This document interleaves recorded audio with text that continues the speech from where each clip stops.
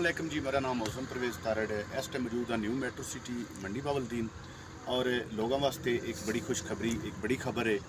जिन्होंने लोगों के प्लाट फुल पेड नहीं हैं, वो फुल पेड करवाना चाहते हैं तो उन्होंने वास्ते फुल पेड से 3% डिस्काउंट है। अगर किसी की किस तरह की है 1 लाख तक अगर किस्त भी तुम पेड करना चाहते हो तो वो उत्ते भी तुहानू 15% डिस्काउंट है। अगर तुम 1.5 लाख तक कोई किस्त अदा करना चाहते हो तो वो भी 15% है। अगर तुम फुल पेड करवाना चाहते हो तो 1 लाख पिछे 30,000 रुपया तो डिस्काउंट है। और ये ऑफर महदूद मुद्दत वास्ते वे।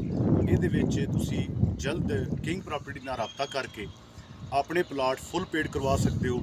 और खसूसी ऑफर घर वाले वास्ते भी जो प्लाट अपना नवा खरीद के घर शुरू करना चाहता है उन्हें फौरी कब्जा भी दिता जाएगा और 20% प्लाट पूरे दे उत्ते पूरी कीमत के उत्ते डिस्काउंट भी दी जाएगी। ये ऑफर भी महदूद मुद्दत वास्ते और किंग प्रॉपर्टी ऑफिस को और साडा राबता नंबर है 0300 512 8200। असी हमेशा तुहाडी खिदमत च हाज़र रहने और तुहाडा तावन दरकार है साडे नाल राबता करके पूरी मालूमात हासिल कर सकते हो। Thank you.